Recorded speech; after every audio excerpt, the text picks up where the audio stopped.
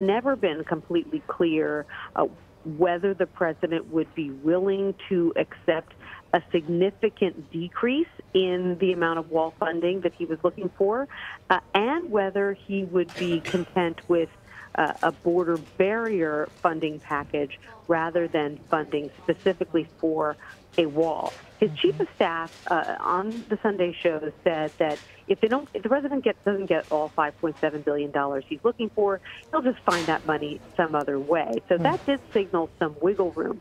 But if all of the money that negotiators are putting towards a barrier, and last time they were, they were sharing with us, it was something within the $1 to $2 billion range, so less than half of what the president was looking for. It was really going more specifically towards fencing, either new fencing or repairing old fencing, not a steel border wall like the president has been seeking. And so the question is, can he accept not just a reduction in funding from what he was initially seeking, but also really a different definition of a border barrier. Right. And as you've been speaking, Nancy, we are looking at an image at where the president will be holding his rally in El Paso, Texas. Quite prominently there is a sign that says, quote, "Finish the wall." So we'll wait to see what the president says, if anything, about this deal in principle. Perhaps you won't mention it. We'll watch. But Nancy Cordes, thank you so much. Really appreciate your time in reporting. You're welcome. And CBS News correspondent Mireya Villarreal joins me now. She is there at the president's rally in El Paso. So Mireya, this is the president's first rally of the year. Just describe the atmosphere where you are. Well, you know, Elaine, it is absolutely energetic, extremely loud here in the El Paso Coliseum. Right now we're expecting, and I would say that there is roughly about 5,000 people here at a very minimum. There are more people outside waiting to get in. There were lines around the facility earlier today, as early as about 8 o'clock in the morning, people trying to stake their place in line to get into this event. A little bit ago, we heard U.S. Senator John Cornyn come in to rally the crowd. Then we had Ted Cruz and Donald Trump Jr. just finished up, which makes us believe that the president will be taking the stage very soon. Well, you interviewed the mayor of El Paso Monday. He said he was surprised the president was visiting the city. Let's listen to some of what he said. I was kind of surprised, like most people, as to his deciding to come to El Paso. But I've also been saying for months, if you want to learn about the border, if you want to know about the border, you need to come to El Paso. It's not going to be handled in Washington, or it's not going to be handled in the Midwest and Chicago and elsewhere. Come to the border and see what we have. So, Mireya, what does the mayor want President Trump to know about his city or the border? So here's the deal, Elaine. About a week ago or so, we had the State of the Union where the president specifically called out the city of El Paso, saying that this city was only a safe city now because of the border wall that was built here. That set people off here in El Paso, and here is why. For the last year or so, this city has been at the epicenter of these immigration policy issues. We first had the separated families here, then the Tornillo tent city, and then after that, we've seen a surge of migrants continue to cross the border seeking asylum here, and this city has had to continually face the consequences of these very strict immigration policies that were put in place by the Trump administration. Their frustration now is that they're once again in the national spotlight, being called out for being a dangerous city pre-border wall, when that clearly isn't the case. FBI statistics show that. So what the mayor wanted to do was make very clear to the president that they were a safe city before the border wall.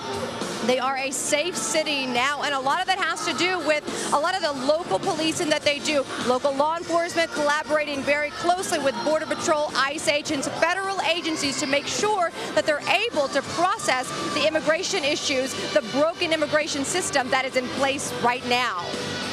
And Mireya, there is another government funding deadline on Friday. How much can we expect that to be a focus of the president's remarks? You know, listen, if the speakers that came before the president are any indication of what we will expect to hear tonight from President Trump, I think we will hear a lot about immigration. We will hear a lot about the border wall. We will hear a lot about national security, a crisis on the border, funding this. And I'm sure there will be a lot of shots taken at the Democrats and what they have urged the president to do to come to a compromise. I would imagine at this point we will probably hear a little bit of what Nancy Cortez talked about, the idea that we might hear a little tidbit of what maybe some sort of agreement has come between the two sides. But I will say earlier, this crowd was chanting, build the wall, as they usually do at these rallies.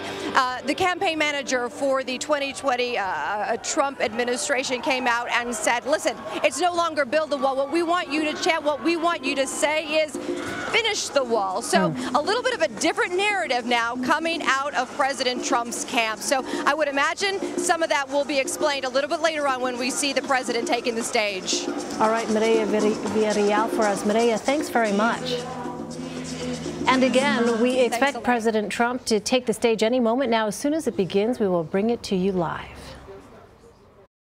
Another round of winter weather is hitting the upper Midwest and heading toward northeastern states. Snow is expected to fall over much of New York and New England Tuesday. Officials say travel will become increasingly dangerous due to freezing rain and sleet across the region. Areas over the northern tier of New England could get more than a foot of snow. Meanwhile, on the West Coast, another storm is expected to bring more snow and rain to the Pacific Northwest.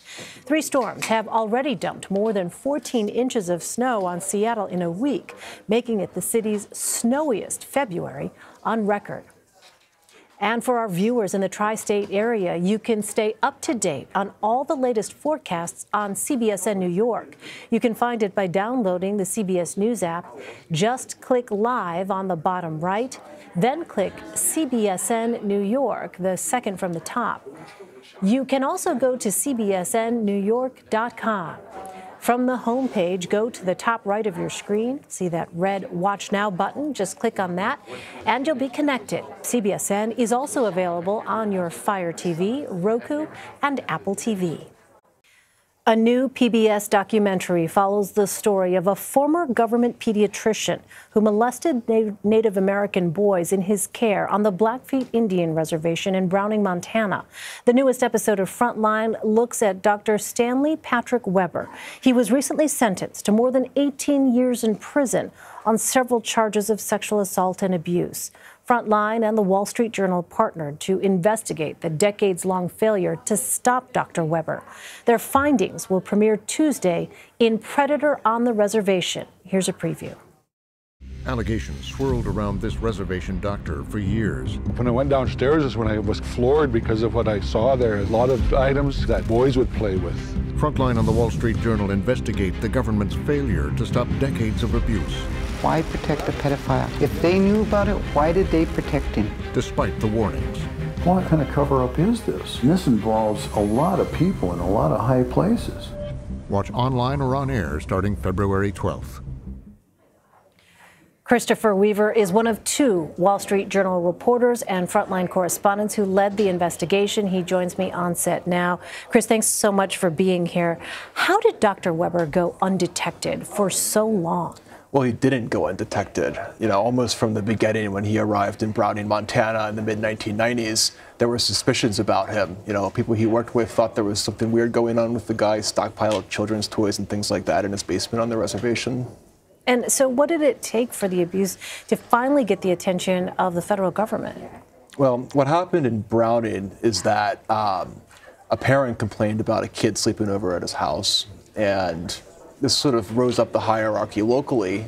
His managers there concluded he was probably molesting kids and decided to get rid of him. But instead of firing him or launching an investigation, they simply transferred him to another reservation where he continued practicing for another 21 years. And the documentary highlighted the roles that other physicians played in uncovering Dr. Weber's actions. Let's go ahead and take a look at that. So I looked at these charts, and there weren't any girls. They were all boys. On this page, there are 14 patients, and there's 1 female. 1 out of 14. I kept asking myself, why would a pediatrician zero in on a population consisting of normal weight boys and teenage boys? It just seemed incomprehensible to me. So what role did physicians like him play in the investigation and sentencing? So that doctor is a guy named Mark Butterbrodt who complained about Dr. Weber and was convinced for years that Dr. Weber was sexually assaulting patients in his care. The Indian Health Service, the federal agency that employed both these men, repeatedly sort of did nothing in response to his claims, or maybe initiated sort of short investigations that concluded without a whole lot of legwork that really nothing was going on and they should just move on. And ultimately with that guy, what happened is instead of punishing Dr. Weber or referring it to law enforcement, they exiled the guy who was complaining about the suspected pedophile to an even more remote place, effectively as a punishment. Wow. Well, your investigation found a pattern of, quote, problematic doctors throughout the Indian Health Service. Why is that? I think it's a real structural challenge that the agency has been contending with for years, basically to run these hospitals that are often the only source of health care for the people they serve in very remote areas of the country. They have a really hard time finding doctors to staff them, which obviously you need to run a hospital. So they make compromises and hire people who might struggle to get a job anyplace else. Well, in the documentary, the former director of the Indian Health Service explained that part of the problem is that they let a lot of things slide, to your point, in order to keep positions filled.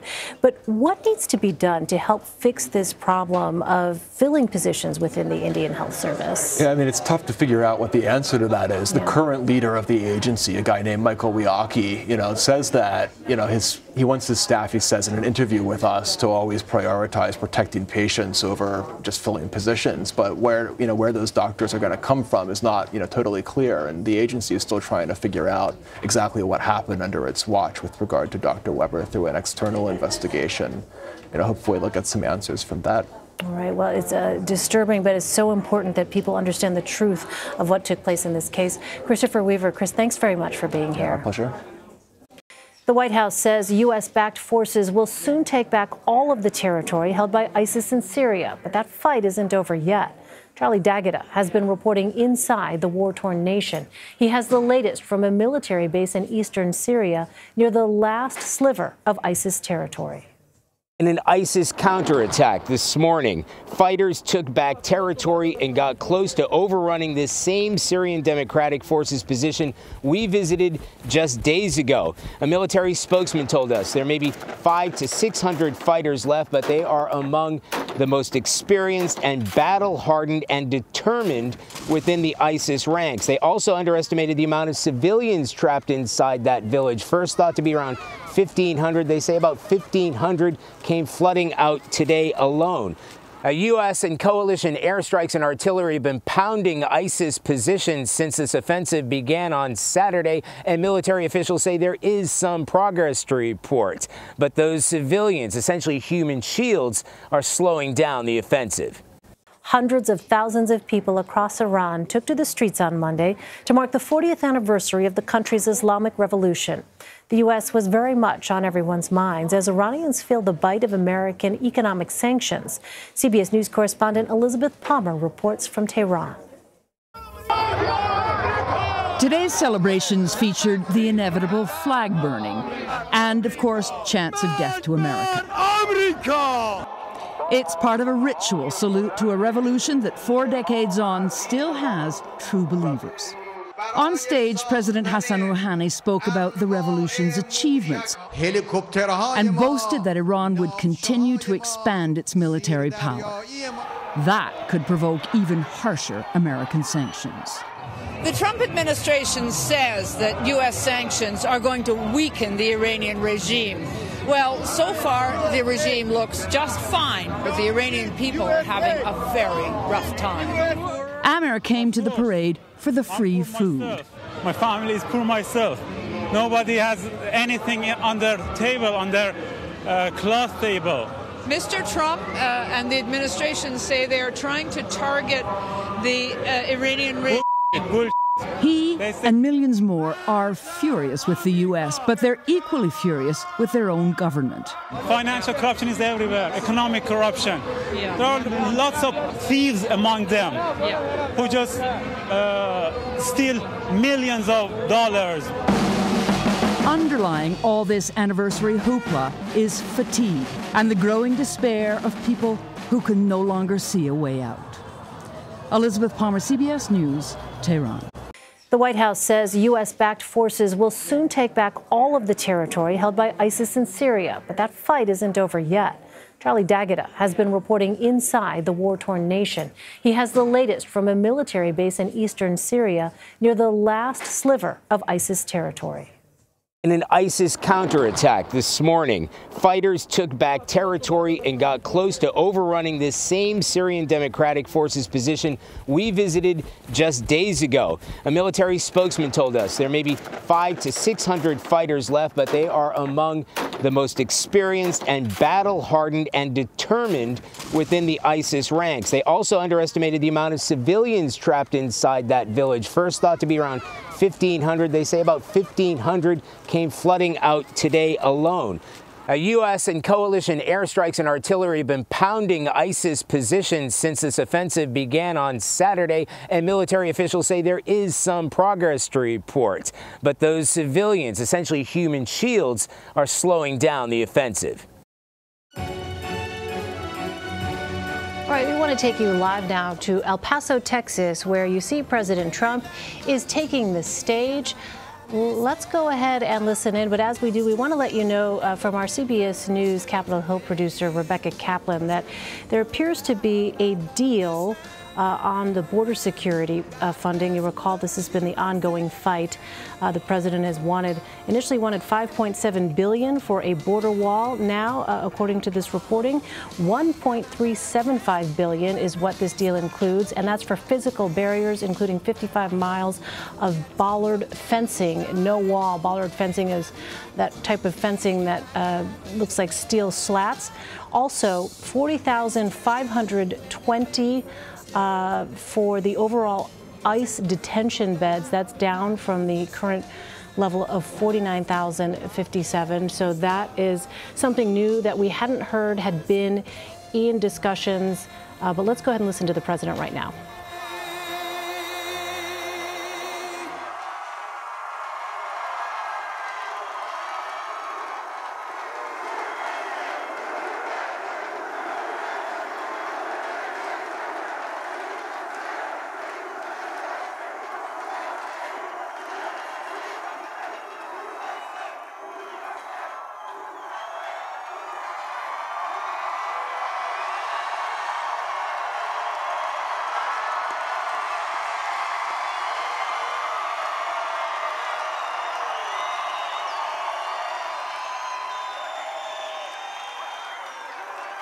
Thank you very much, El Paso. Thank you very much. Thank you.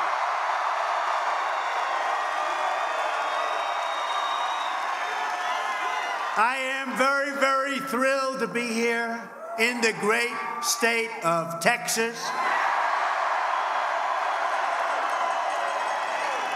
Right on the banks of the legendary Rio Grande, where, by the way, I don't know, you heard, right? Today, we started a big, beautiful wall right on the Rio Grande. Right smack on the Rio Grande. I love this state, and I love the people of this state. We've had a great romance together, you know that. It's been a great romance. And we're only getting stronger together. That's what's happening. Wow, look at all the press back. You believe that? This is like the Academy Awards used to be. They've gone down a long way since they started hitting us a little bit, right? They've gone down. That was a long fall, but there they are. Last week, I was honored to stand in the House chamber to deliver the State of the Union.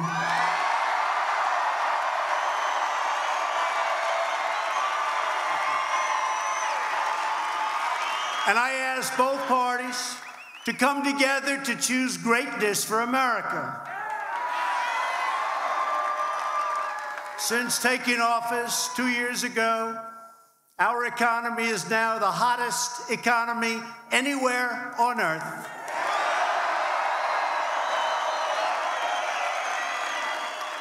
Our military, which desperately needed funding, we went $700 billion, and $716 billion is more powerful than ever before.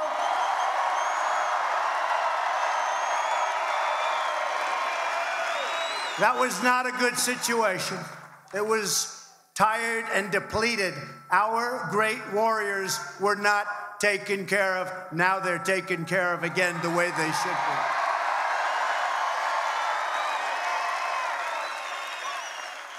And America is winning again. Isn't that nice?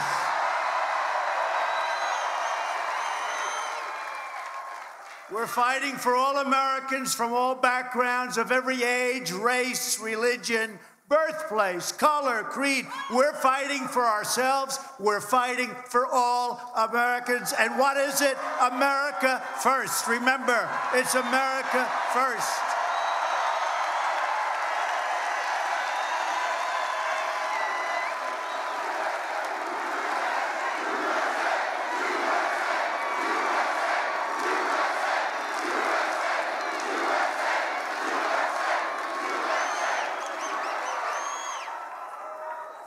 Our agenda is not a partisan agenda, although some people say it is. Every once in a while it does become that way, right? It's a mainstream, common sense agenda of the American people. It's where we want to be and where we want to go.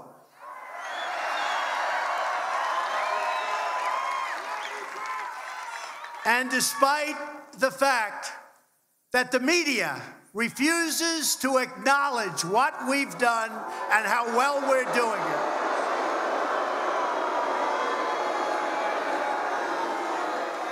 A new poll just came out as I was coming on, and it shows, I don't know how you can do this. I don't think I've had a good story in years. I don't get good, I used to get great press until I decided to run for office. And we have done together an incredible job. And a new poll just came out today. Rasmussen, one of the most respected polls, one of the polls that got the election right. So I have to remember that. You know what the number is? 52% with no good news. Explain that. Explain that. Explain that. How do you get that when you don't get good press? I guess 93% of the stories are negative. No matter what we do, they figure out a way to make it negative. Like, I'll give you a quick example. When I came in, North Korea looks like it was going to war. You know that. It was going to happen, bad things. Now, you have no missile launches. You have no rocket testing. You have no nuclear testing. I have a good relationship, maybe even a great relationship. We have tremendous sanctions on North Korea. But we have our hostages back. We have remains are coming back. Remains.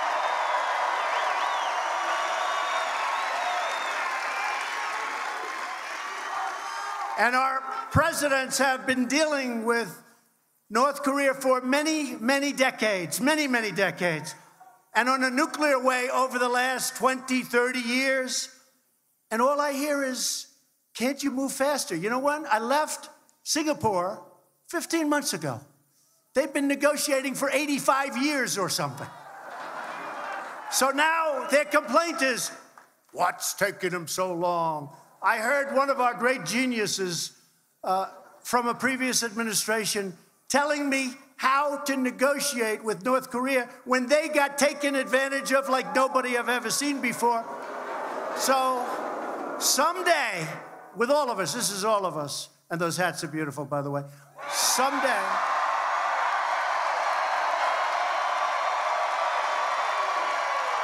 True.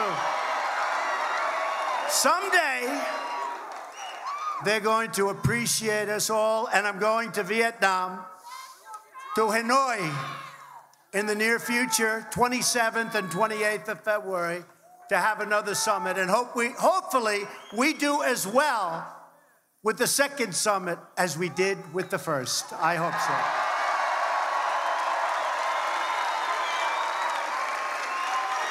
Now, we're delighted, and I'm delighted, to be joined this evening by the Texas leaders. You have great leaders, great people, great help to me, that are at the forefront of this incredible American revolution. You know, there's never been anything like this in the history of our country. We have to understand that. There's never been.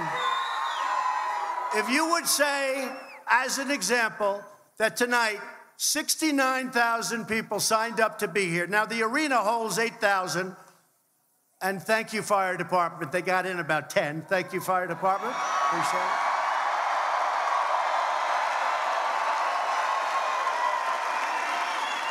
But if you want to really see something, go outside.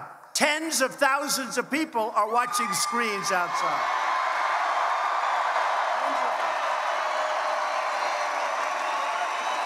And we were all challenged by a young man who lost an election to Ted Cruz.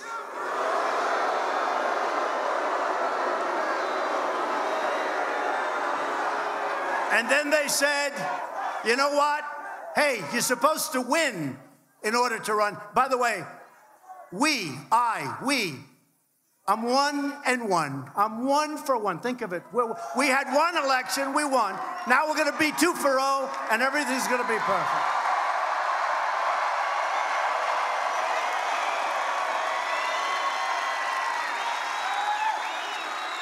But a young man who's got very little going for himself, except he's got a great first name. He challenged us. So we have, let's say, 35,000 people tonight, and he has 200 people, 300 people, not too good.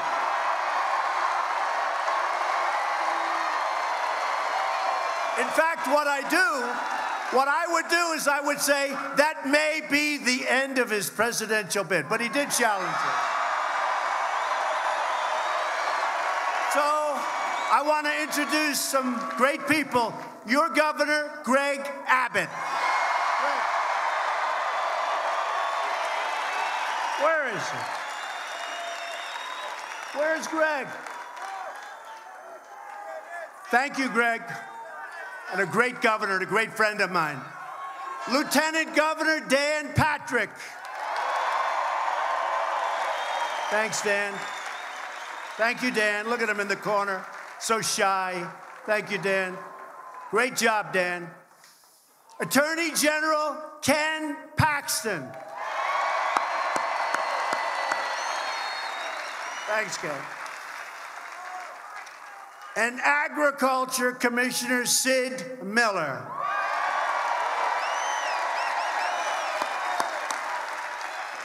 Thank you, Sid. Thank you, everybody. Thanks, Ken. Great job you do. And we're especially grateful to your wonderful senators, John Cornyn and Ted Cruz.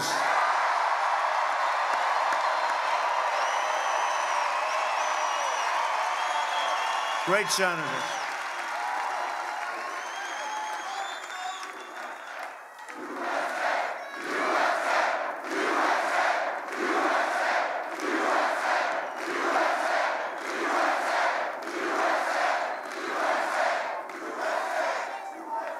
And we have a lot of your congressmen and women. We have a lot of them. You're ready, and they're terrific, and they've been with us all the way. Pete Olson. Pete. Thanks, Pete. Thank you, Pete. Michael Burgess. Thanks, Michael. John Carter. Brian Babin. And Randy Weber. Thank you very much.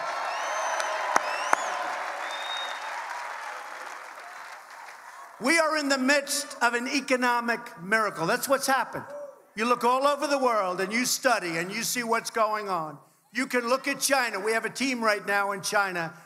They want to make a deal very badly. Those tariffs are costing them a lot of money, and they're going into our treasury. Remember that. We're filling up with billions of dollars. And did you see I haven't been here very long, the trade deficit really went down very big this last month. And people are saying, whoa, I told you so. That's what I do. That's what I do.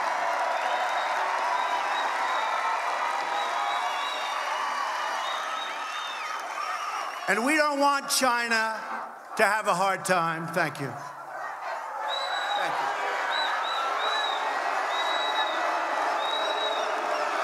Thank you. I can only tell you this. We're going to make great deals on trade.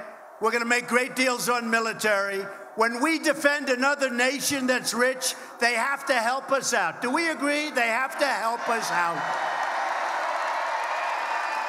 And they're doing it. They're doing it. You saw South Korea? They were paying us $500 million a year. I say, you got to do more. You got to do more. Anyway, now they're up to almost $900 million. That was like on 2 phone calls. I said, why didn't they do this before? They said, nobody ever asked. Nobody asked. You pick up almost $500 million a year. Nobody asked. We're defending rich countries. They've got to help us out, folks. They got to help us out. Sorry. And you know what? They're going to like us more, and maybe more importantly, they're going to respect us. Since the election, we have created 5.3 million new jobs, including more than 500,000 new manufacturing jobs. Remember, manufacturing was dead. They said manufacturing was dead. Previous administration, you'll never have it. You need the magic wand. That's what they said. We found the magic wand. And by the way, those numbers are small compared to what's happening, compared to all of the companies that are moving in. The unemployment.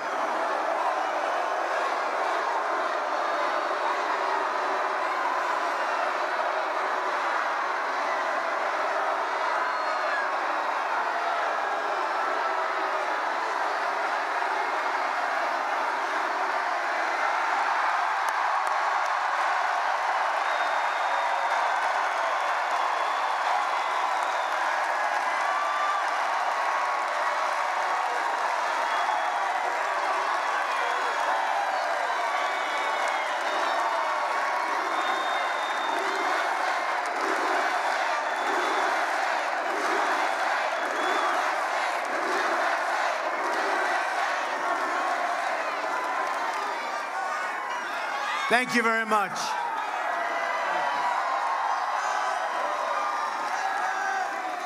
The unemployment rates for African Americans, Hispanic Americans, and Asian Americans have reached the lowest level in the history of our country.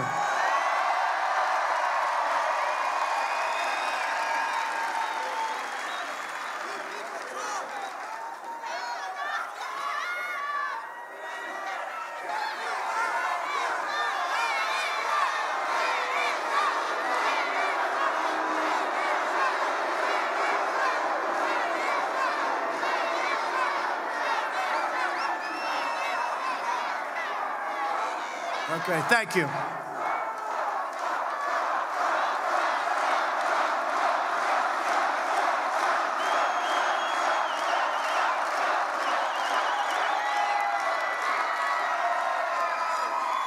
Oh, thank you. You all right? Everything okay? Please? Okay, thank you. Thank you.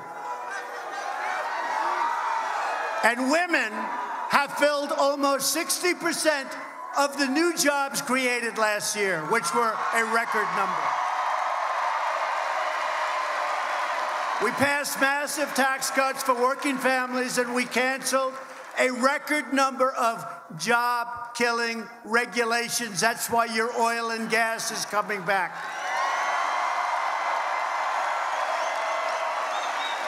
We eliminated the Obamacare individual mandate.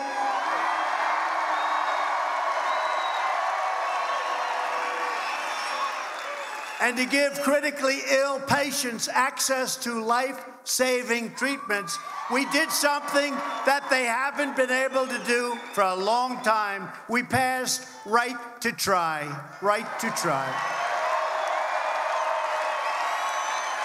That's an incredible thing, right to try. You know, we have the greatest doctors and research in the world.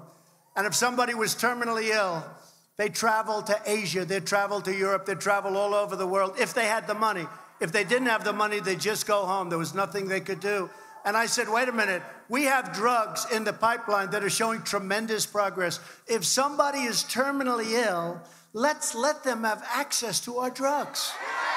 Let's let them have access. And it's much tougher than you would think, but we got it. And people, you will not understand, nobody understand the life-saving effects. It's incredible what's going on.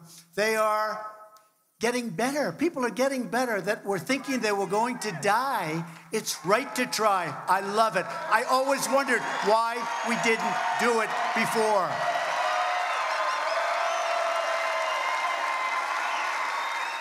Now, the people in Texas won't care much about this, but the United States is now the #1 producer of oil and natural gas on Earth.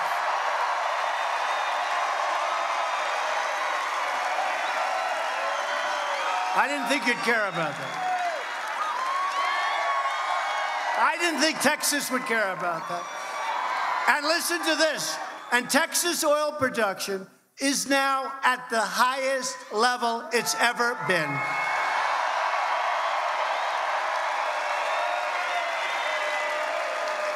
And only for the great oil professionals in the room, we're getting those pipelines approved so fast, you'll be able to practically double up on oil production, oil and gas. They're getting approved at record levels and record time. That means more money, more security, and more independence for our country. It's very simple. Another one they said could never get passed. They've been trying to do it for 40 years. We passed VA choice, Veterans Choice.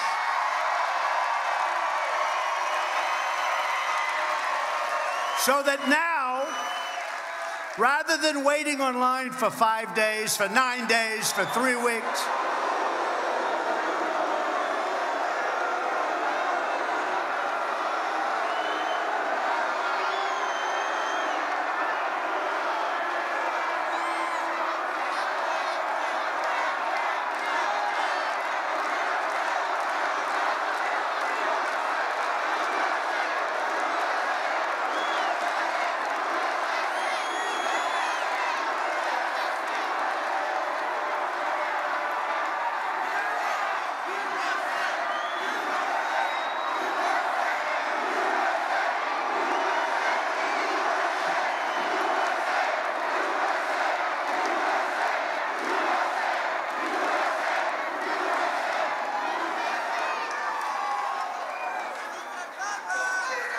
where do these people come from? Where do they come from?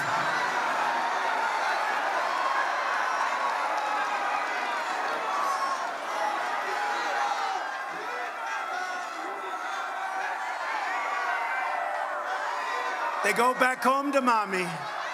They get punished when they get home.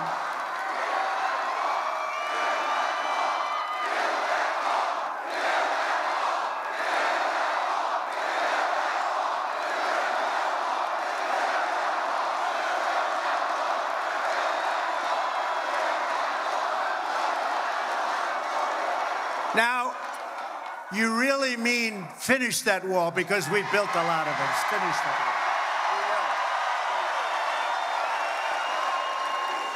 But before we get to the wall, so VA accountability and VA choice. Accountability, we couldn't fire anybody from the Veterans Administration. We couldn't fire anybody. They could treat our veterans badly, we had to take it. Now, you get rid of them. and VA choice. They'd wait online for days and weeks. They couldn't see a doctor. Now they go out, they have a choice. They get a private doctor. They have things taken care of, and we pay their bill. They've been trying to get those two things fixed for many, many decades, many years, and we got it fixed. We also passed the Farm Bill for our wonderful farmers, ranchers, and growers. We just got it passed. And that wasn't easy, but we got it passed. We had to do it. Our farmers are great, so we just got that done. Farmers, ranchers, growers. And we passed historic legislation to combat the opioid crisis.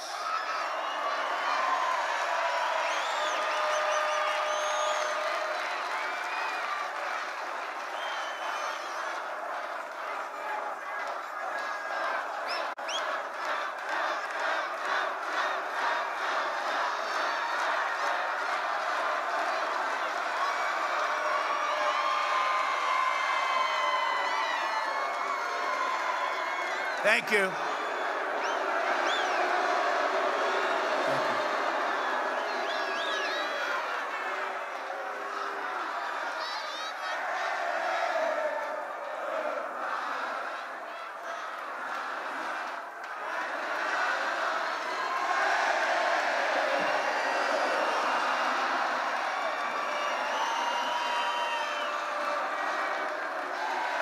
Is there any place that's more fun to be than a Trump rally? Is there any?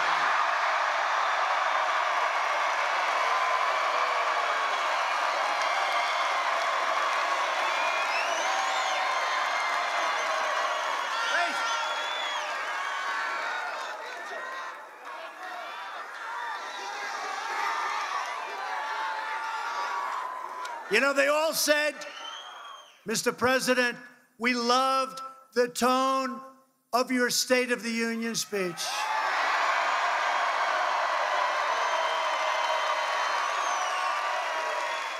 Some people said it was a great speech.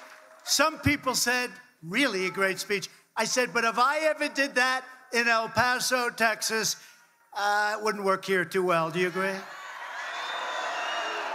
Nice and calm. No, that's not what you're looking for. And this is more fun. This is fun.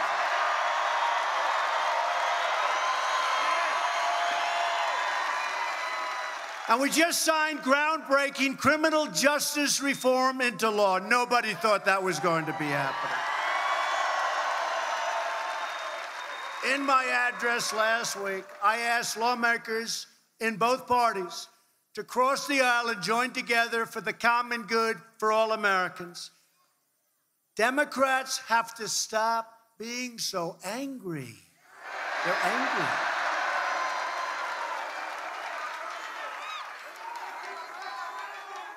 And they've got to start being partners to keep this incredible, really, look, is this an incredible miracle that's going on?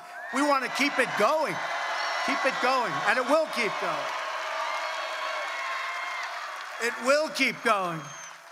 There's so much to celebrate in our country. The economy, the military, so many things we've done scientifically. The world is trying to copy what we've done. They're not going to be able to do it. Not anymore. They were catching up fast. Now they're going in the wrong direction.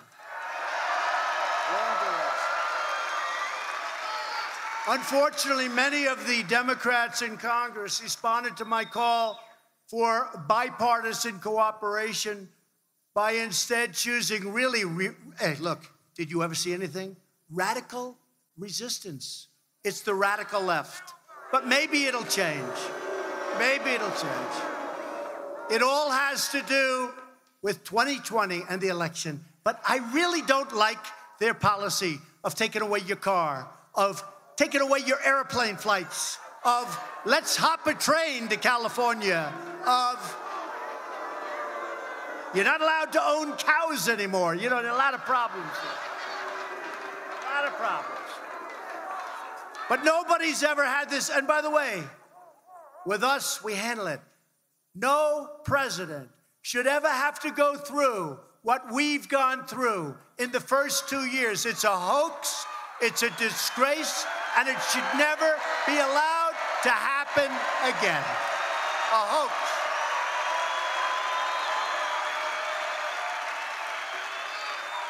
Just recently, as an example, Senator Richard Burr from the great state of North Carolina, he's chairman of the Senate Intelligence Committee, and they've been investigating this Russia hoax for 2 years. Think of it. They've interviewed over 200 people. They've studied hundreds of thousands of documents and pages, and Richard just announced that they found no collusion between Donald Trump and Russia. Collusion.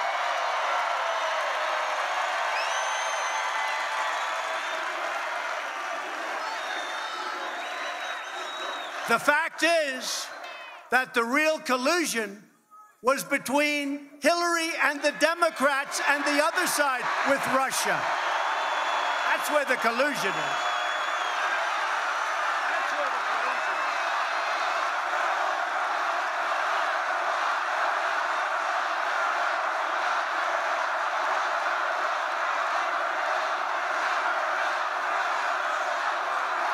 That's starting to make a lot more sense.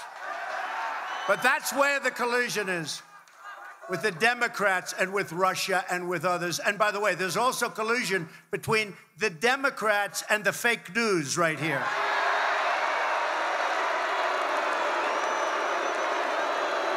And they know it better than anybody.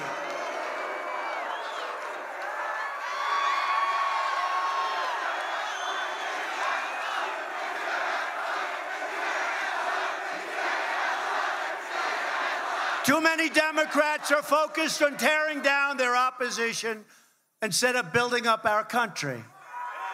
They're trying to impose some of the most extreme measures and policies ever put forward by our Congress. And by the way, I don't think anybody in this room wants to pay 70, 80, 90, and 95% tax. Does anybody want to pay a 90%?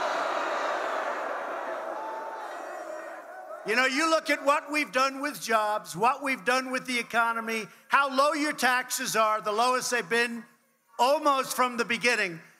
Who the hell wants to change what we're doing now? We are a hot, hot country. Last week, they introduced a massive government takeover that would destroy our incredible economic gains. They introduced the so-called Green New Deal.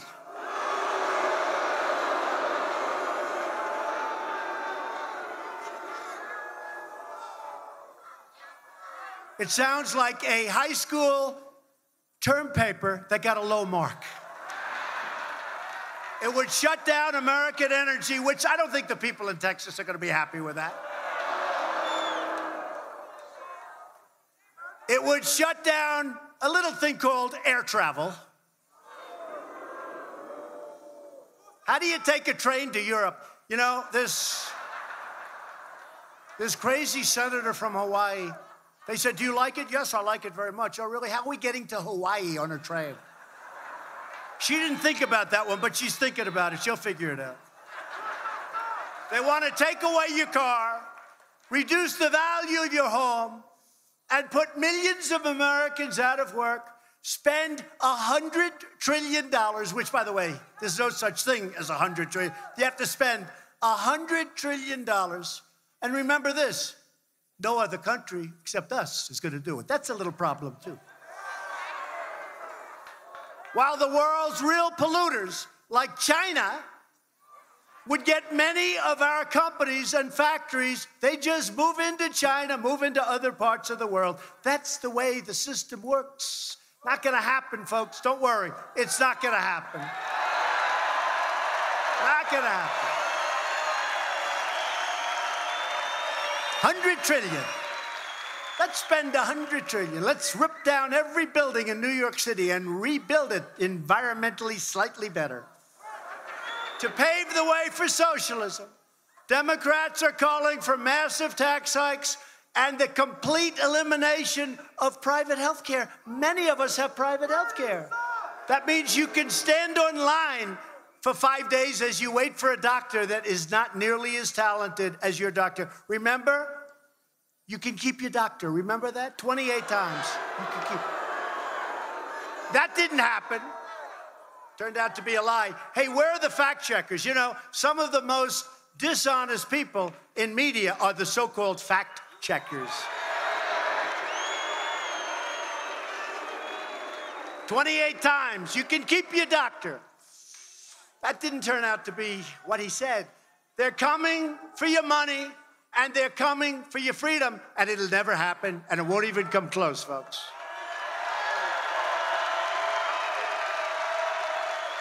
Democrats are also pushing extreme late-term abortion.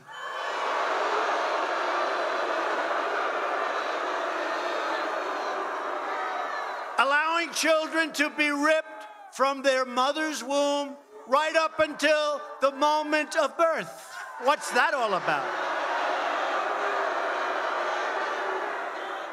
So in Virginia, the governor, he's gotten a little publicity lately. I like him. Keeps us out of the papers. I like him. I'd like to find a few more guys like this one. He almost moonwalked. His wife stopped him. Darling, darling, it would be inappropriate. I want to see somebody try and imitate Michael Jackson in the moonwalk. This would not have been a good scene. His wife saved him. Darling, this would be inappropriate. I think she was right.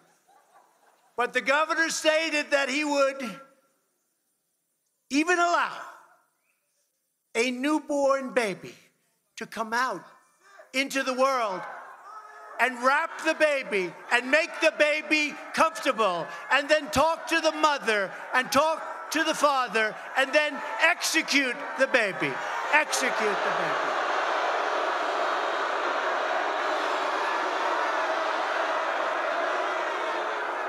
Incredible. Millions of innocent, beautiful babies are counting on us to protect them, and we will. That is why last week I called on Congress with your great congressman over there. Thank you, fellas. To immediately pass legislation prohibiting extreme late-term abortion.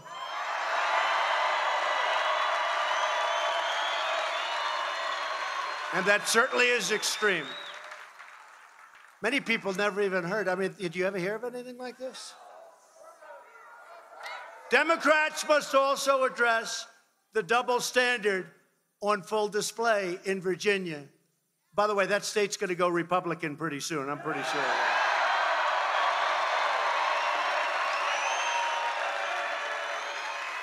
Because the Democrat Party has never been more outside of the mainstream.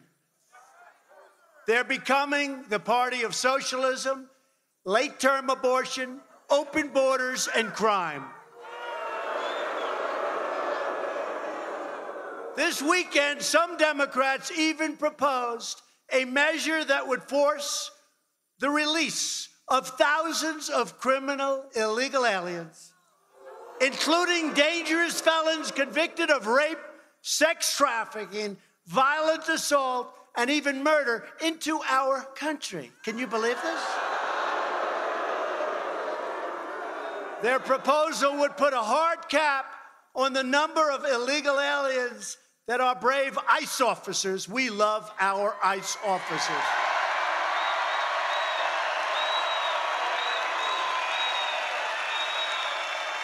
can detain and thus remove, forcing thousands of criminals to be set free into United States communities. I don't think so, okay? I don't think so.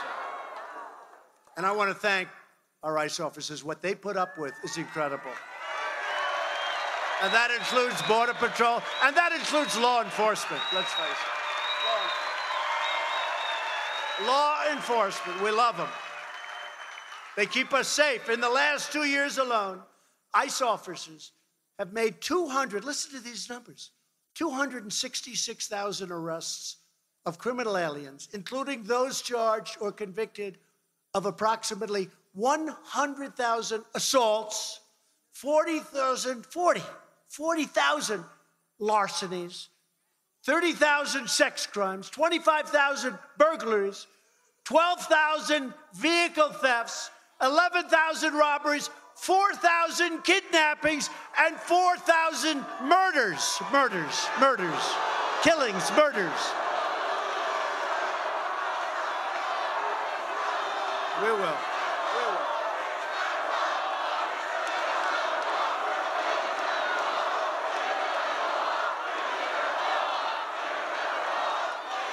If we cut detention space, we are cutting loose dangerous criminals into our country. Slashing ICE detention is the first step of many for the far left. I call them the radical left. We will never abolish ICE. They want to abolish ICE. We're never going to abolish ICE. So let me state very clearly to those pushing this ridiculous and radical agenda, I will never sign a bill that forces the mass release of violent criminals into our country.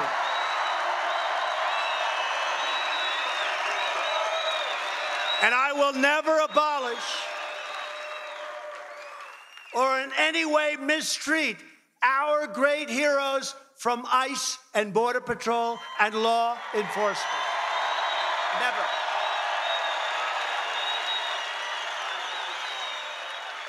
We will always stand with those brave men and women. We'll always be with them. We're going to take care of them just like they take care of us. Remember that. Remember that. I have to tell you, as I was walking up to the stage, they said that progress is being made with this committee. Just so you know, we're building the wall anyway. They say that progress has been made with this bill.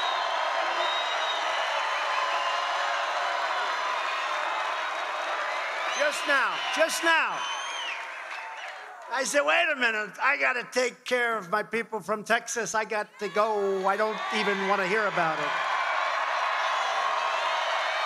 I don't want to hear about it. So I don't know what they mean. Progress is being made significant. Now, what did happen is the Democrats were being hit really hard on the concept of releasing criminals into our society. That has not been playing well. So maybe progress has been made, maybe not. But I had a choice.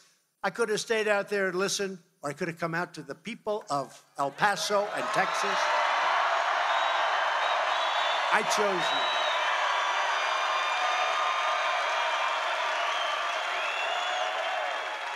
you. I chose you.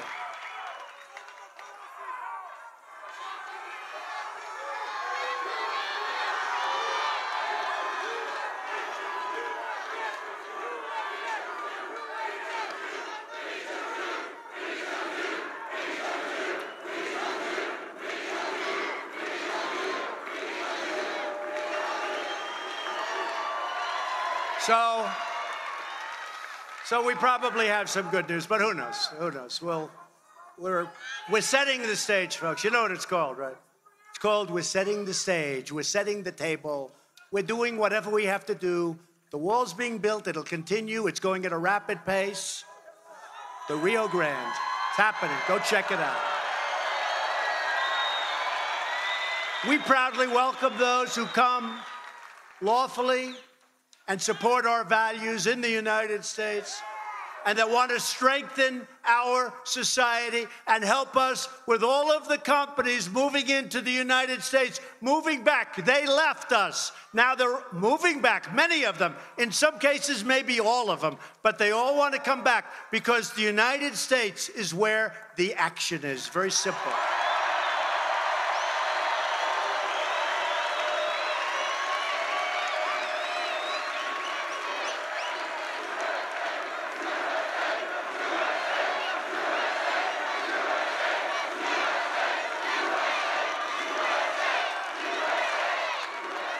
Where the action is. And it is, we're most proud of the fact. You look at the car companies, they're moving back. They're going into Michigan. They're going into Pennsylvania. They're going back to Ohio. So many companies are coming back. And by the way, that's why I want people to come in to our country, but they have to come in legally and they have to come in through merit, so they can help us build our country. Make America great again. Pretty soon, we're going to be saying, keep America great. Keep America great.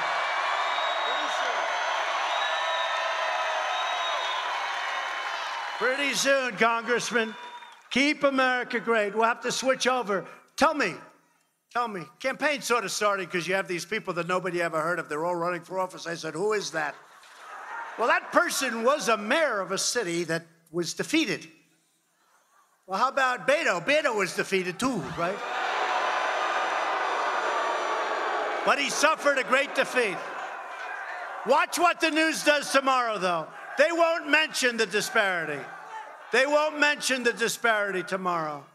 They'll say, Beto O'Rourke. That's his last name, right? O'Rourke? Beto O'Rourke had a wonderful rally of about 15 people. Now, when they get honest, when the media starts becoming honest, and maybe they will, because we've done something that's never been done before. We have suffered a totally dishonest media, and we've won, and it's driving them crazy. It's driving them crazy.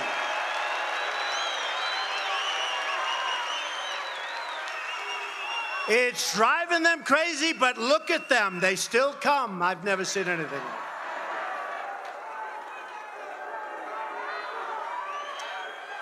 But illegal immigration hurts all Americans, including millions of legal immigrants, by driving down wages, draining public resources, and claiming countless innocent lives. You see what's going on, folks. You know what's going on.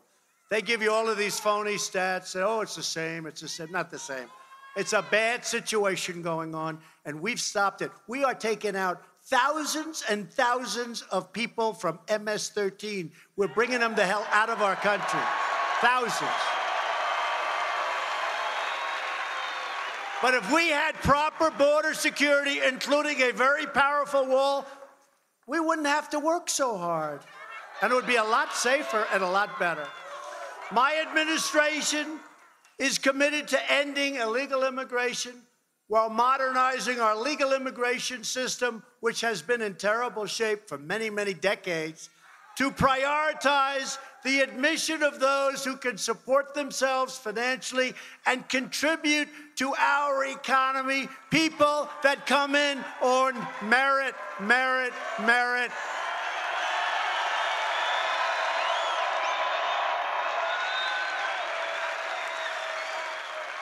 Instead of random lotteries and chain migration, that's another beauty. We want a merit-based system for entry. This will improve living conditions for all Americans living here today, both immigrant and U.S.-born. Everybody's going to be happy. And we need the people to take care of these companies that are moving.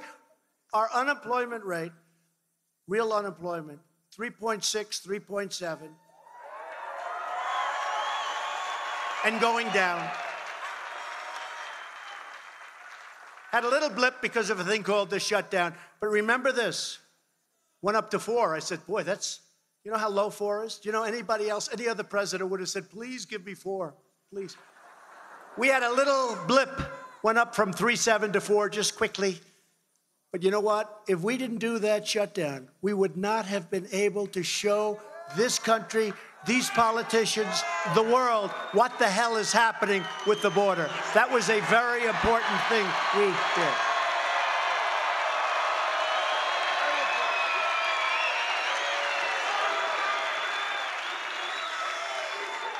And the fact is, illegal immigration is a heartbreaking human tragedy. 1 in 3 women is sexually assaulted on the very long and dangerous journey north up to our country. Sex traffickers, these are the worst human beings on earth, exploit our porous border to sell young girls and women into modern-day slavery. You wouldn't even know that. Nobody knows that. And by the way, do you think they come in through the ports of entry? I listen to the Democrats. Let me be nice. Just say the Democrats. I won't be specific.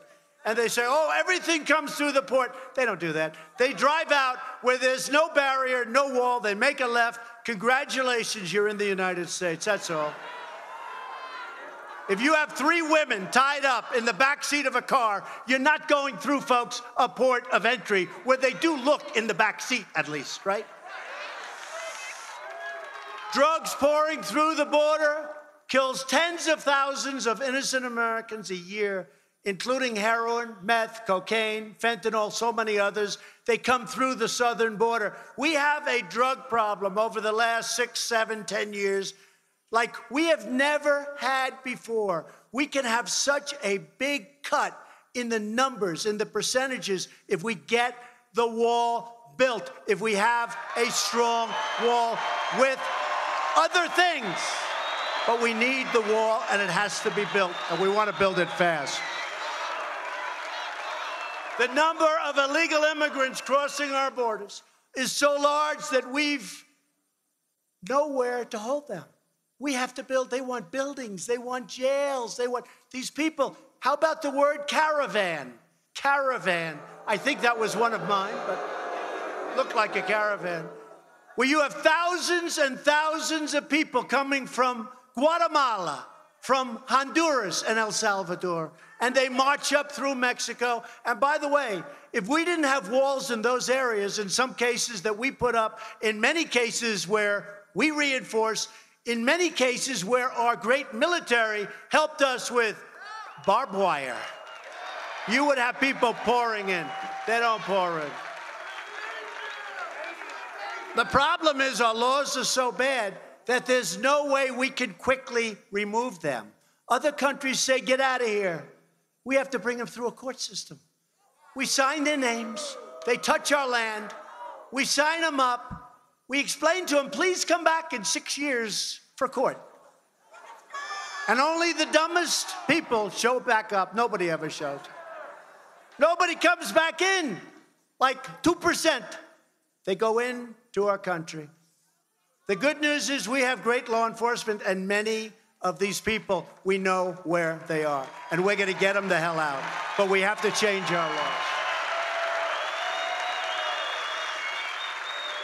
So right now, we have a backlog. You won't even believe this. Other countries don't do this.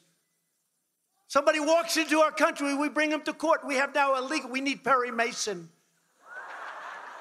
We have a legal case. Nobody else does that. Other countries say, get out. Can't come in. You're not a citizen of whatever country.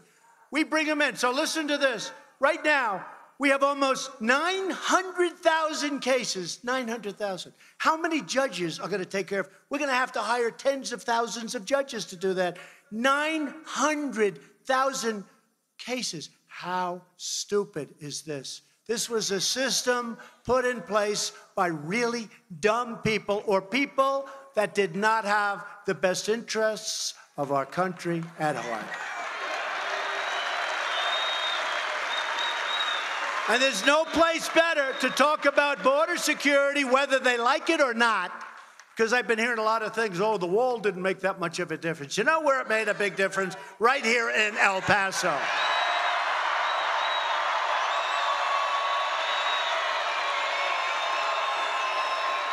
And I've been watching where they've been trying to say, oh, the wall didn't make that much. Well, you take a look at what they did with their past crimes and how they made them from very serious to much less serious. You take a look at what the real system is. I spoke to people that have been here a long time. They said when that wall went up, it's a whole different ball game. Is that a correct statement?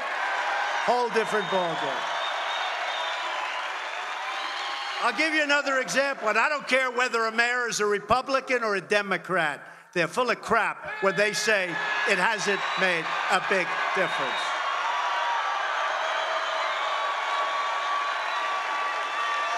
I heard the same thing from the fake news. They said, oh, crime actually stayed the same. Didn't stay the same. Went way down.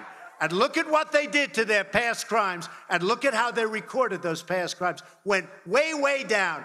These people, you know, you think they'd want to get to the bottom of a problem and solve a problem, not try and pull the wool over everybody's eyes. So for those few people that are out there on television saying, oh, it didn't make too much of a difference, it made a tremendous... People from El Paso, am I right?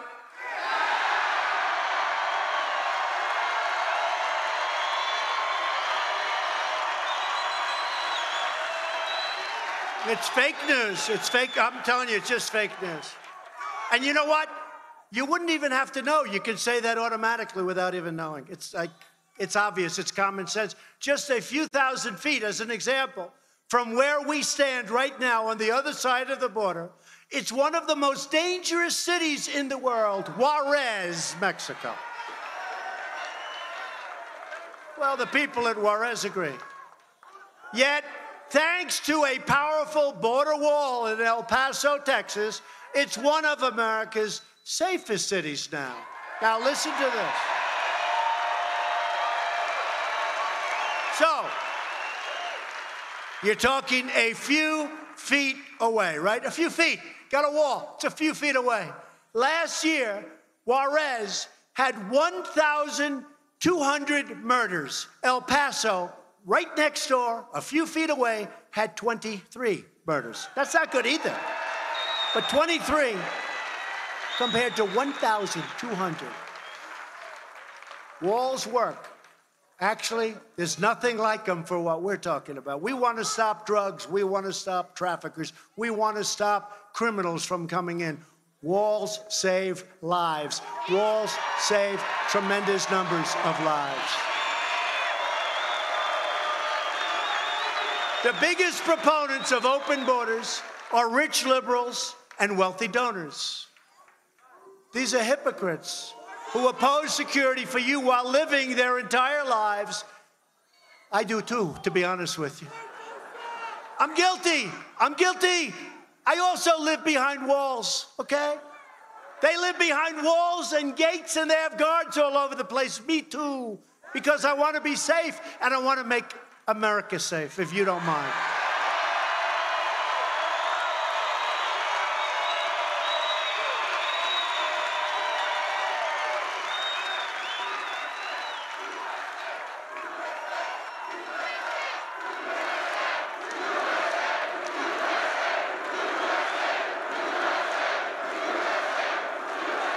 So security should not belong only to the rich and to the powerful.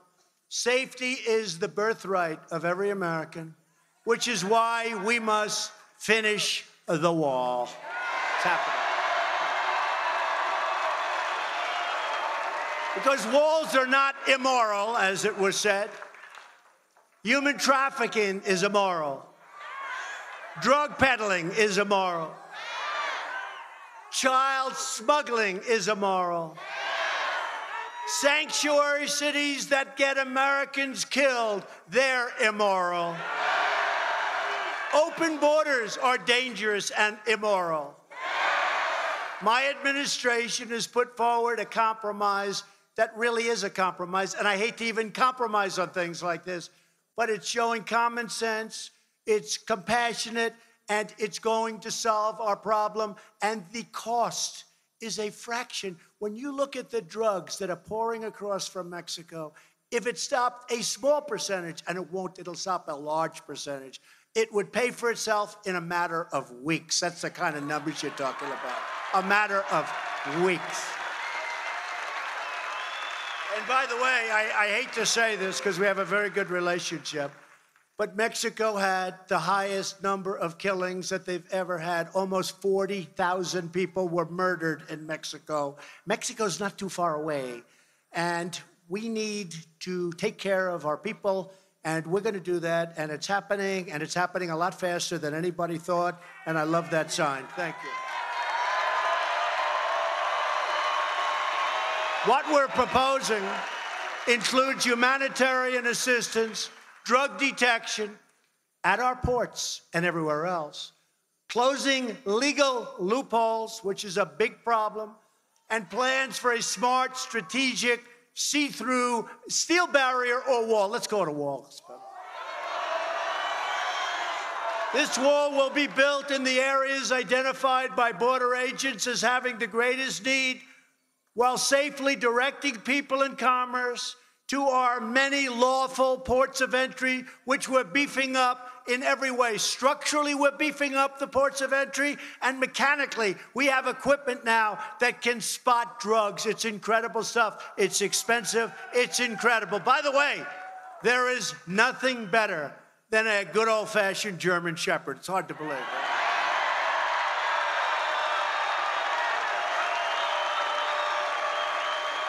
It's true. You know, I was with the people, and they're showing me this incredible computerized stuff and where it goes.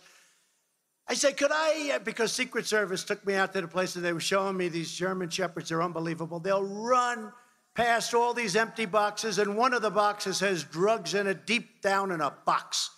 And it comes to a screeching halt, barking at them every time. So I asked the people that sell the machinery at a lot of money. I said, let me ask you a question. This stuff is incredible. I'm really impressed. How does it compare to a German Shepherd? Guy looks at me and goes, sir, honestly, it's not as good. Can you believe it? German Shepherd. Certain types of dogs. Pretty good. You do love your dogs, don't you?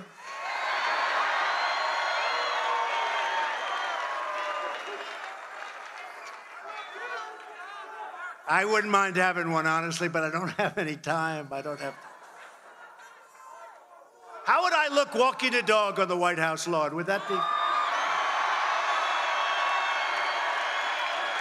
Right? Sort of not for, I don't know, it doesn't, I don't feel good. Feels a little phony to me. A lot of people say, oh, you should get a dog. Why? It's good politically. I said, look, that's not the relationship I have with my people. We want to have, yeah, Obama had a dog, you're right. Both parties should come together to finally create a safe and lawful system of immigration. The American people have waited long enough. We must secure the border, pass Kate's Law, end catch and release, shut down sanctuary cities. You know, we need Democrat votes to do that. Deport criminal aliens and keep the coyotes and traffickers and drug dealers the hell out of our country, please.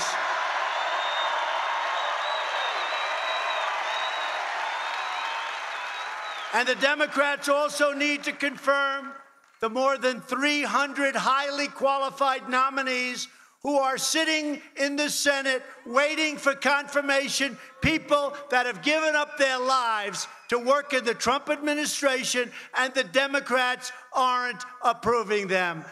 It's a record. It's total obstruction. It's a record in the history of our country. There has never been. Some people left their job a year and a half ago, 2 years ago, to become an ambassador or to work in one of our many great agencies, and we can't get Schumer and his friends to approve them. It's total obstruction. There's never been anything like it. Very, very unfair. Very unfair to these people. In many cases, seriously, they've left jobs, and they're waiting and waiting and waiting. They're slow walking every single one of them. It's a disgrace.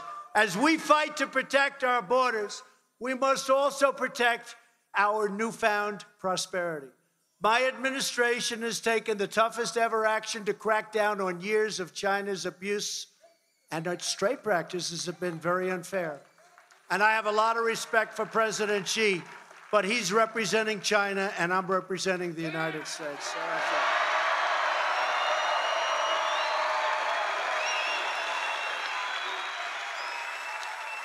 We're also replacing one of the worst deals ever made, probably the worst trade deal ever done, although I happen to think that the WTO is not so good either. We're replacing NAFTA with a brand new U.S.-Mexico-Canada agreement that everybody is loving. Got to get Congress to approve it. We got to get Congress to approve it. We'll get it, I think, done. I mean, there's such obstruction in Congress. You know, they won't even do things that are good for our country now. They would rather have Trump have a loss than get something that's so good for our country. Our farmers are happy. everybody's happy. And it's going to be jobs. You know what it does? It stops companies from moving out. It makes it very hard economically for companies to say, hey, thanks a lot. We're firing everybody. We're moving to Mexico. Makes it very, very hard. You know, that's been a bone of contention for me for many years. I've seen 25% and more of our automobile business move to Mexico. And it's not going to happen anymore. Not going to happen anymore. Unless they want to pay nice, big, fat tariffs to send their cars back into this country. We've achieved, and by the way, tariffs have had an incredible effect. Just ask the folks in China, how are we doing with tariffs? You ask. And you ask, how are we doing in our negotiations? The fact is, and I say it openly, either they treat us fairly or they have to pay for the privilege of coming in and taking our wealth and taking our jobs. It's very simple. It's very, very simple. And if you look back at our country when we were very rich, when we had no debt, when we had no problems economically, you take a look. 1888, the great tariff debate. You know what the debate was about? Our country had so much money, they had to debate what the hell to do with all the money, because tariffs were bringing in a fortune into the United States. So at a minimum, countries are negotiating with us very seriously because of the fact that they don't want to have to pay to come in and take advantage of our country. That's at a minimum. Check it out, 1888. Have the press check it out. They'll say, Donald Trump said 1888.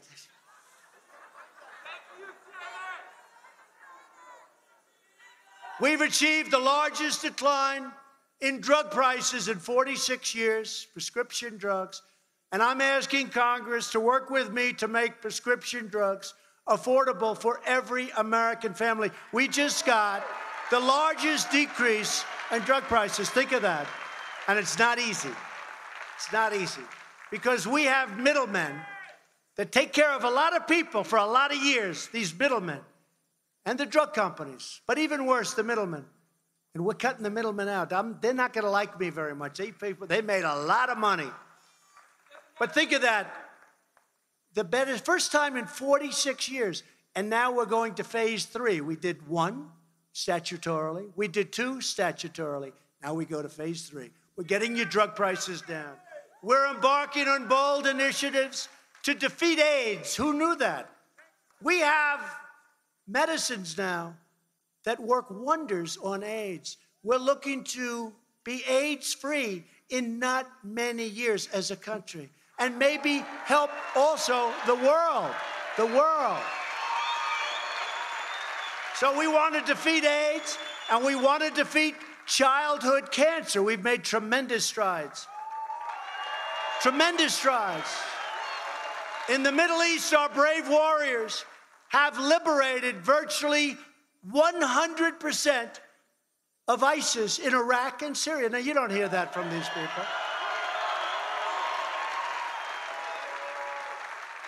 Now, we've taken back, soon it'll be announced soon, maybe over the next week, maybe less, but it'll be announced very soon. We'll have 100%. When I took over this country, it was a mess. And if I wouldn't have been elected, you know, I have so many people, I was just walking up, and every time it happens, sir, thank you. Thank you very much. This guy, he's like a monster. No, it's true. These people. This guy, he's like a monster. He's like this monster football player, a big, strong guy. He says to me, he says, thank you very much. I don't know what they're saying, but that's okay. No, he's this big, strong guy, and he's crying. And he said, I'm walking up, Mr. President, and it happens all the time. Thank you very much, Mr. President. I said, for what? He said, you've saved our country. Our country was going in the wrong direction. You've saved our country. Thank you. I've had so many people say that. So many people. You know, the truth is, though, I didn't save our country. We're now heading in the right direction. It's very tough because we have so many things we're fighting, including these people, but so many people that we're fighting. So many people that are either foolish or ill-intentioned. But, you know, I didn't save our country. You know who saved our country? You saved our country. You saved our country. God.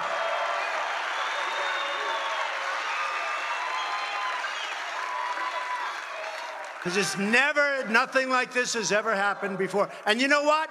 The world is watching. And when prime ministers and when presidents and kings and queens, they talk to me, they say, congratulations on what's happened with your economy, Mr. President. It's incredible. They're emulating what we're doing. They can't believe it. So we continue to decimate the remnants, because there are always going to be remnants. We can take the area, the land. We'll soon have 100%. But there are always remnants. They get out. They wrap themselves in bombs. They're crazy. They're lunatics. But you're always going to have that. But we want to bring now, get 100%. It was so bad when I took over. It was going the opposite direction. Syria, we want to bring our troops back home. It's time. It's time. It's time. And thanks to the extraordinary service of our military in Afghanistan, 19 years we're in Afghanistan. We may now be able to seek a political resolution that, frankly, they've wanted to talk about for a long time. We've hit them very hard, but it's been 19 years. Think of that, 19 years. We spend more on military in Afghanistan, $50 billion a year, than most countries spend on their entire country, health care, education, everything. We spend more than they do. It's time to start thinking smart for our country. We want to build our country. We want to spend money in our country. We want to build our roads and highways and bridges and dams.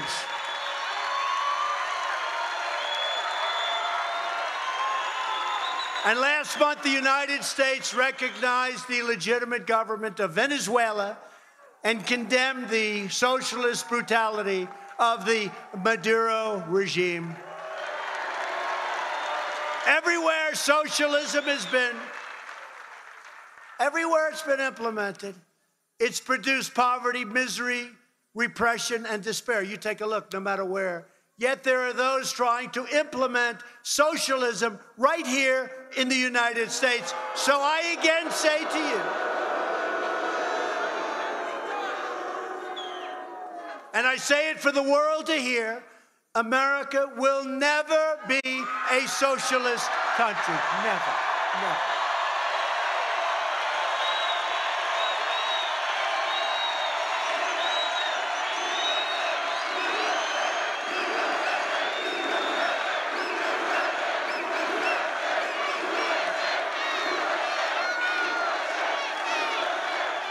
We're born free, we will live free, and we will die free. We will always be free. Each of us here tonight is united by the same timeless values. We believe in the American Constitution and our great rule of law. We believe in the dignity of work and the sanctity of life. We believe that faith and family, not government and bureaucracy, are the center of the American way. We believe in religious liberty, the right to free speech, and the right to keep and bear arms.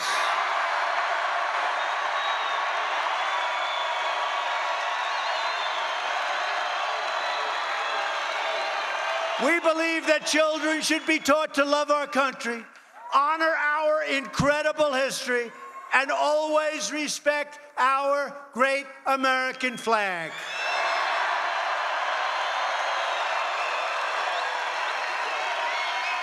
We believe that the first duty of government is to be loyal to its citizens, and we live by the words of our national motto that we are going to keep. We'll never change this. In God we trust.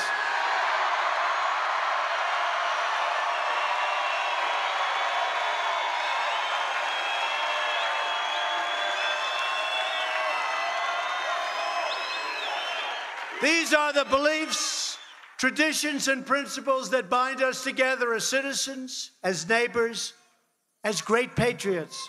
These are the values that unite people all across the great state of Texas.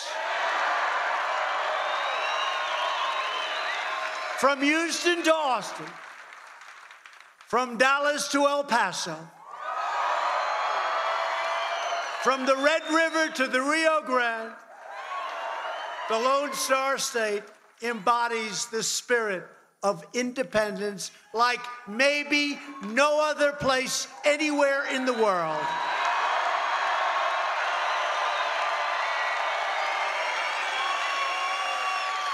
And you have always embraced the cause of American freedom like no one else.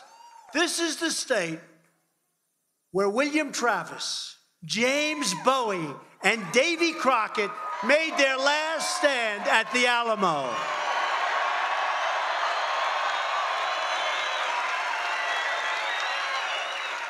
This is the state where a small band of patriots at the Battle of Gonzales, armed with a single cannon, stared down a foreign powerful army and declared, "Come and take it.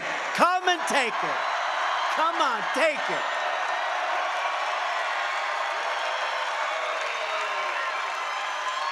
And Texas is the state where generations of farmers, ranchers, oil workers, and pioneers helped build up the most extraordinary nation in all of human history. That's what we are. We were losing track. We didn't lose track anymore. We're straight on that track. Now, just like generations of Texas patriots who came before, you are going to make your stand. That's what we've done. We've made our stand, and we've made it together. This is a big group of millions and millions of people that have come together like never before in our history. This has never happened before. And we've come for safety, for sovereignty, and for the sacred rights given to us by the hand of Almighty God.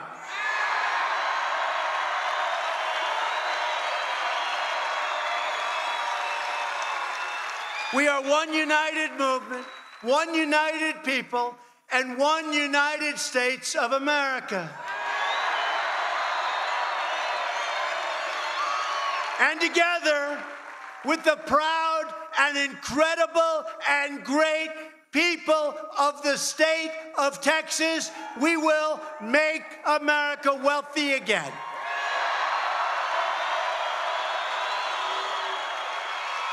We will make America strong again. We will make America safe again. And we will make America great again. Thank you, Texas. Thank you.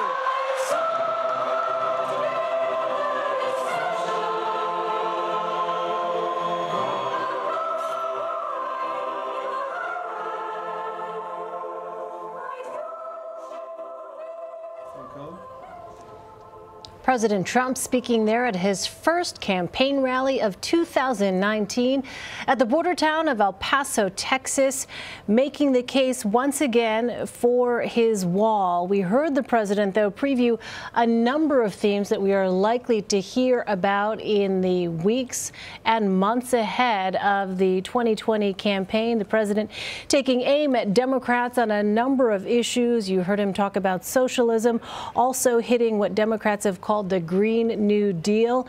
That was a new line of attack.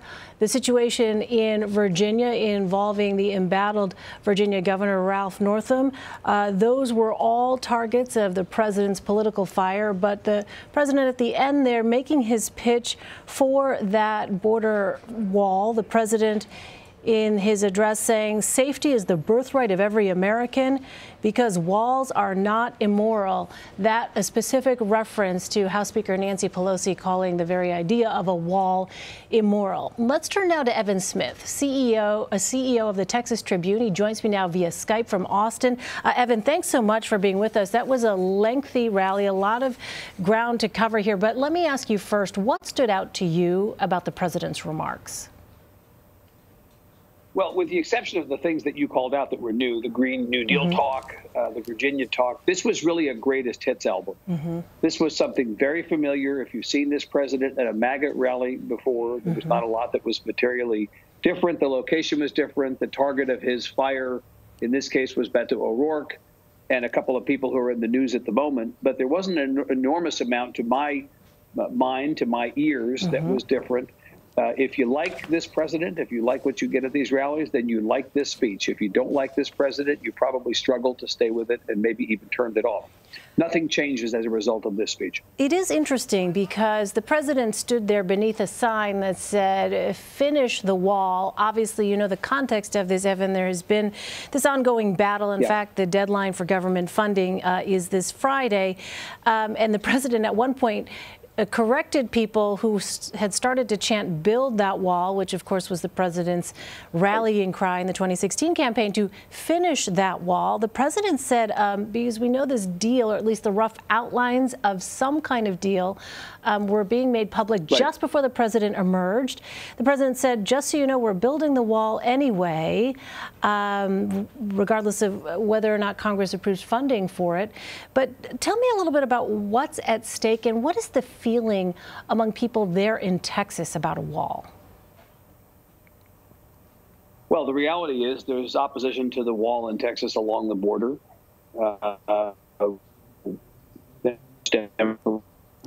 It's very concerned about what a wall means for them, for their lives, for Texas. The reality is that the deal that we now believe we have in principle from Congress is a deal that does not provide the president with the amount of money he asked for, does not provide the president with the means to build this wall or to finish this wall. Interesting to hear the Rolling Stones say the deal that the president got was not what he wanted. It's a deal that was very much like the deal that was rejected by him before the last shutdown. So it's not clear if he'll accept it. In some respects, what people in Texas, it's not even clear that he'll accept it. It's almost irrelevant, the question of what the people of Texas want, because at least based on the deal that we think is going to come out of Congress tonight, if the president finally accepts it and does not cause another shutdown or another shutdown, is not it's relevant. I mean, so. Evan, apologies, you're breaking up just a little bit, but I want to keep going if we can while we have you for a moment here. Sure. You know, the president at one point began, I thought he said that they started wall construction there today, referring to the Rio Grande. Can you just clarify, what is the situation involving construction of the wall? What was he referencing there? Do you know?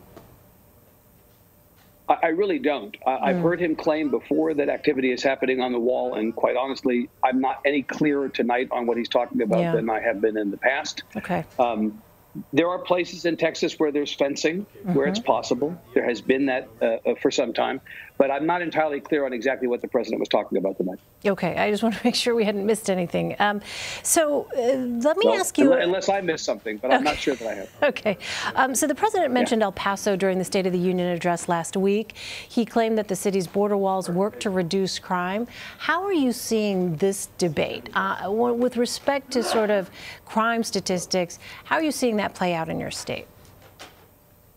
Well, the reality is that there's a lot of evidence to challenge the president's assertion in the State of the Union, and again tonight, that crime was rampant in El Paso until a wall came, and then suddenly, as a consequence of the wall, it fell.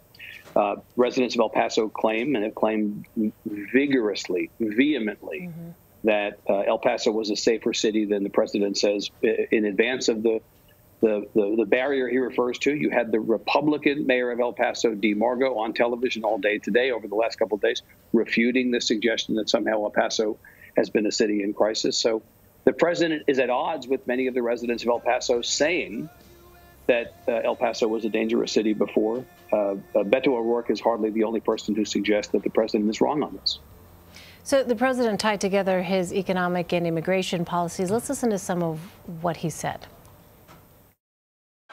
But illegal immigration hurts all Americans, including millions of legal immigrants, by driving down wages, draining public resources, and claiming countless innocent lives. But if we had proper border security, including a very powerful wall, we wouldn't have to work so hard. And it would be. So, Evan, I wonder, when we talk about these things in sort of a broad context, I wonder what it is that we might be missing at the state level, at the local level. You know, as someone who is there in Texas, for those of us who aren't there, what is it that we don't see?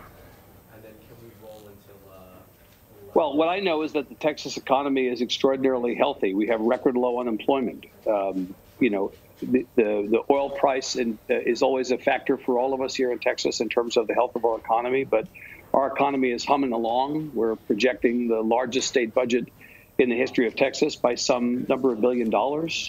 Our cities are growing. People are moving to Texas by the droves to take advantage of the extraordinary opportunity here. So there's no problem from an economic standpoint in Texas that we're looking to solve. Everything going on here is actually pretty great.